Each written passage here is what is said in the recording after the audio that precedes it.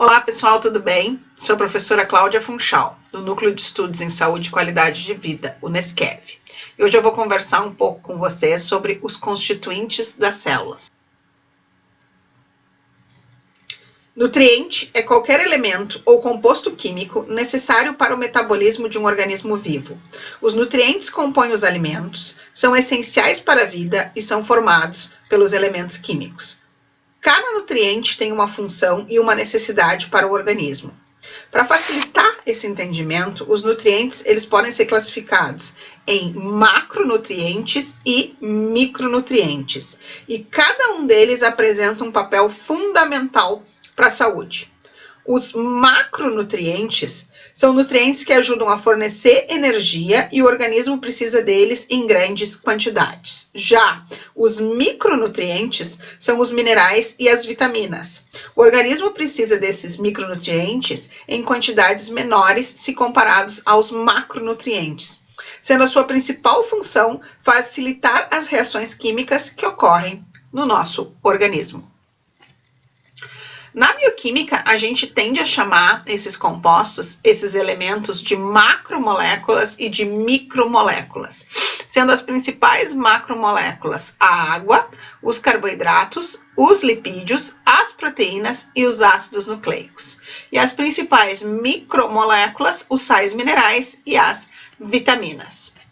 Vamos conversar um pouquinho sobre cada um deles de uma forma breve. Então, começando com os sais minerais. As principais características dos sais minerais são que eles são responsáveis pela manutenção da pressão osmótica, também pela manutenção do equilíbrio ácido-básico, estando relacionados principalmente esses elementos, cloro, sódio e potássio, com essas funções.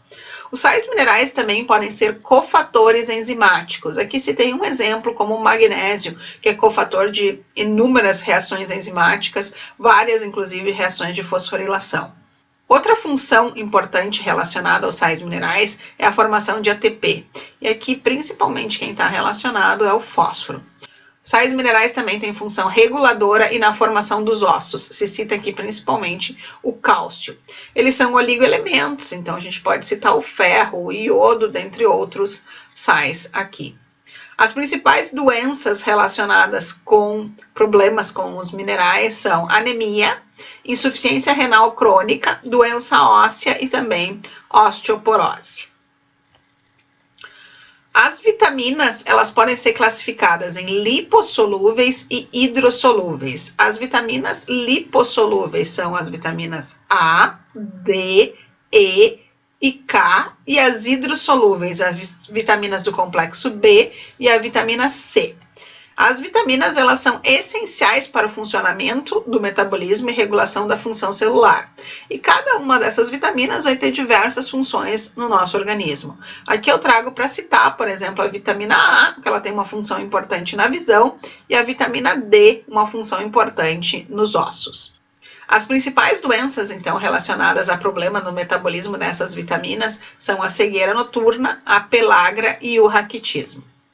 Uma macromolécula bastante importante, então, é a água, que tem como principal característica ser o elemento encontrado em maior quantidade nas células. A água é um solvente natural para íons, minerais e outras substâncias. Ela é indispensável para o metabolismo. Contudo, o seu conteúdo ele é variável nos organismos. Por exemplo, entre um recém-nascido e um idoso, o conteúdo de água é bastante variável.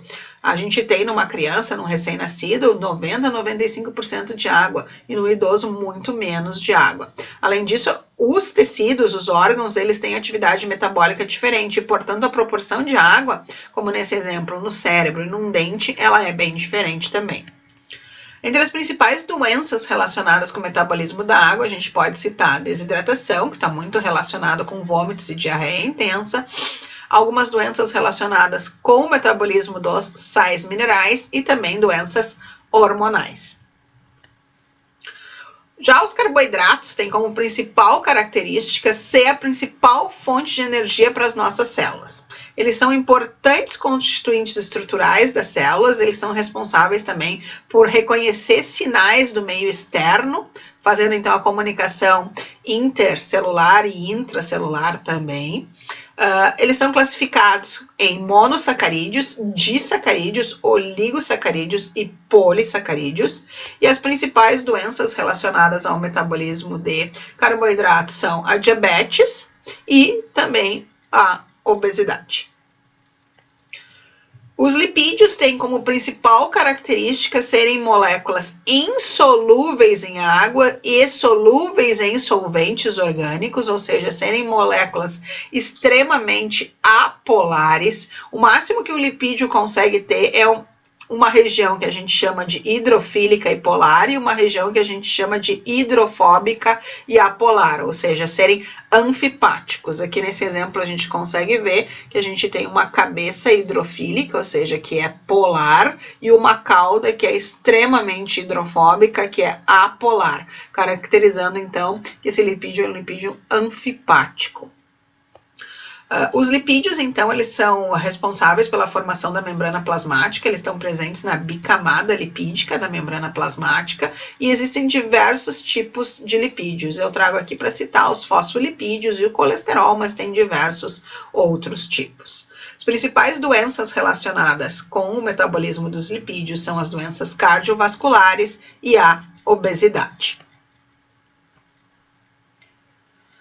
As proteínas são complexos formados por aminoácidos e elas são classificadas em fibrosas e globulares, sendo que as fibrosas elas têm função estrutural e as globulares elas têm função metabólica. É importante lembrar que as proteínas têm grande interação com outras moléculas e elas estão muito relacionadas então com algumas doenças que a gente pode citar: a anemia falciforme, que talvez seja a mais comum, e a desnutrição.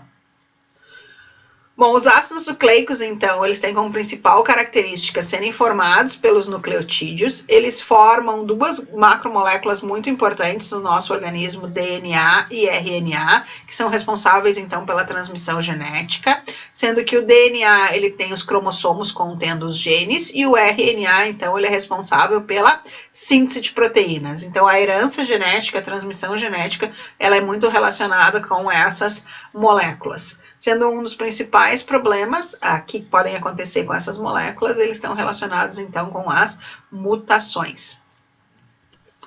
Então, pessoal, essa foi a nossa videoaula de hoje. Fiquem sempre ligados nas redes sociais do Nescrev para estar sempre por dentro de todas as novidades. Não esqueçam de deixar o seu like nesse vídeo e também, se você ainda não está inscrito no nosso canal, de se inscrever. Muito obrigada e até logo!